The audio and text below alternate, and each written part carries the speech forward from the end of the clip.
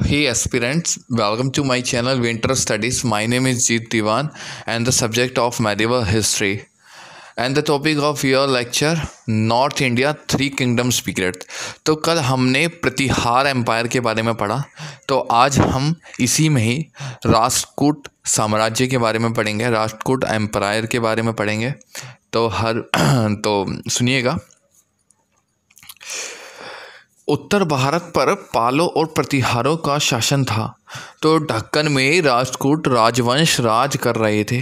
इस राजवंश ने दक्कन को एक के बाद एक अनेक वीर योद्धा तक कुशल प्रशासक दिए।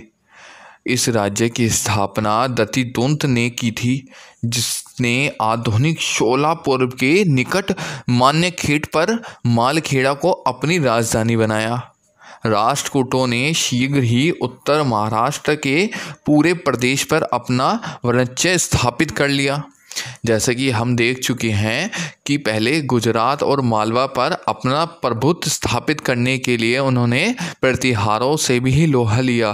यद्यपि अब उनके हमले को फलस्वरूप गंगा घाटी पर राष्ट्रकूटों का अधिकार नहीं हो पाया, तथापि उन्होंने इन हमलों से प्राप्त लूट के माल से अपना खजाना भरा और प्रतिसिद्धि प्राप्त की।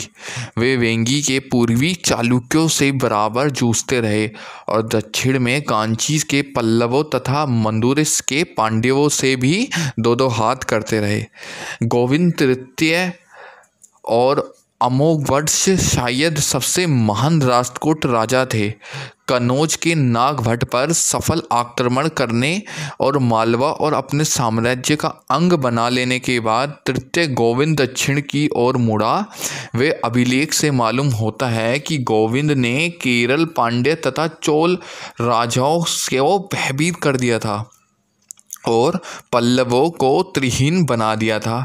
अपनी नीचता के कारण असंतुष्ट हो जाने वाले गंगा को श्रृंखला में जकड़ दिया और वे मृत्यु को प्राप्त हुए लंका का राजा और उसका मंत्री, जिन्हें अपने हित अहित का विचार नहीं था, बंदी बनाकर हालापुर लाए गए।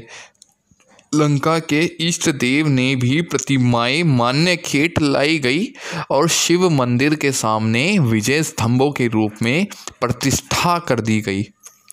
अमोघ वर्ष 68 वर्ष तक शासन किया उन्होंने, लेकिन पर्याप्त युद्ध की अपेक्षा उसकी धर्म और साहित्यों में अधिक रुचि थी। वह स्वयं भी लेखक थे और उसे राजनीति पर कन्नड़ की प्रथम कृति की रचना करने का श्रेय दिया गया था। वह एक महान निर्माता भी थे और कहते थे कि मान्यखेड़ को उसने ऐसा रूप दिया जिसके समक्ष इंद्रपुरी भी लज्जित होती रही। अमोघ वर्ष के शासनकाल में राष्ट्रकूट साम्राज्य के दूरस्थ प्रदेशों में कई विद्रोह हुए। इन विद्रोह को बहुत मुश्किल से दबाया जा सका, किंतु अमोघ वर्ष की मृत्यु के उपरांत नए सिरे से विद्रोह भड़क उठे। अमोघ वर्ष का पौत्र तृतीय इंद्र, जिसका शासनकाल था 915 ईस्वी से 927 ईस्वी तक, साम्राज्य की खोज हुई। श्री समृद्धि फिर से वापस ले आए। 915 ईस्वी में महिपाल को पराजित करने और कन्नौज को पदामर्तित करने के बाद तृतीय इंद्र अपने समय के साथ सबसे शक्तिशाली राजा के रूप में सामने आए। दोस्तों, उस काल में भारत की यात्रा करने वाले अल मसूदी के अनुसार राष्ट्रकूट राजा बल्हार या वल्लभराज भारत का सबसे प्रतीत राजा था। भारत के अधिकांश राजा उसकी प्रभुत्वता को स्वीकार करते थे तथा उसके दूतों का आदर करते थे। उसके पास एक विशाल सेना भी थी, जिसमें बहुत सारे हाथी थे। इस राजवंश का अंतिम प्रतापी राजा कृष्ण तृतीय हुआ, जिसका शासनकाल 934 ईस्वी से 996 ईस्वी तक था। उसे मालवा के परमारों और वेगी के पूर्वी चालुक्यों से लोहा लेना पड़ा। उसने तंजौर के चोल शासक के खिलाफ भी सैनिक अभियान किया। चोलों ने कांची के पल्लवों का राज्य छीन लिया था, लेकिन कृष्ण ने चोल राजा प्रथम प्रतंतक को परास्त करके चोल साम्राज्य की उत्तरी भाग पर अधिकार कर लिया।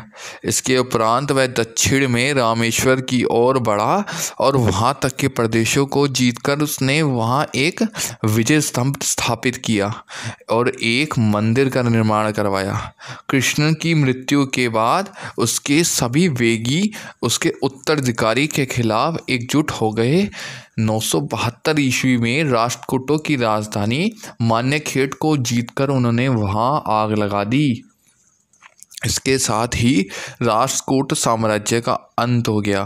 दक्कन में राष्ट्रकूट शासन 10वीं सदी के अंत तक लगभग 2 साल कायम रहा। राष्ट्रकूट शासकों की धार्मिक विचारों में बहुत सहिष्णुता और उदारता थी। उन्होंने न केवल शैव और वैष्णव धर्म को प्रशिक्षण दिया बल्कि जैन धर्म को भी बढ़ावा दिया।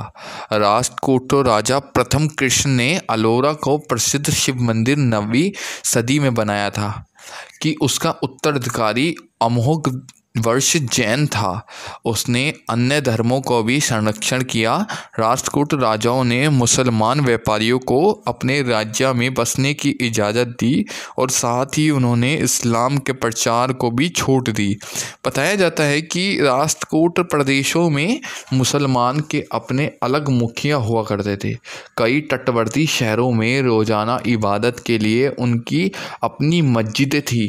इस सहिष्णुता की नीति से विदेश व्यापार में सहायता मिली, जिसने राष्ट्रकूटों की समृद्धि बढ़ी। राष्ट्रकूट राजा कला और साहित्य के महान संरक्षक थे।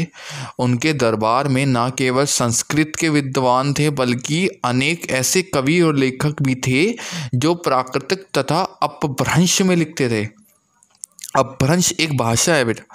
ये दोनों भाषाएं उनकी आधुनिक भारतीय भाषाओं की जननियों थी। महान अपभ्रंश कवि स्वयंभू और उसके पुत्र शायद राष्ट्रकूट दरबार में ही रहते थे। Thank you. इससे के दौरान हमारा ये लेक्चर ख़त्म होता है तीनों एम्पायर का।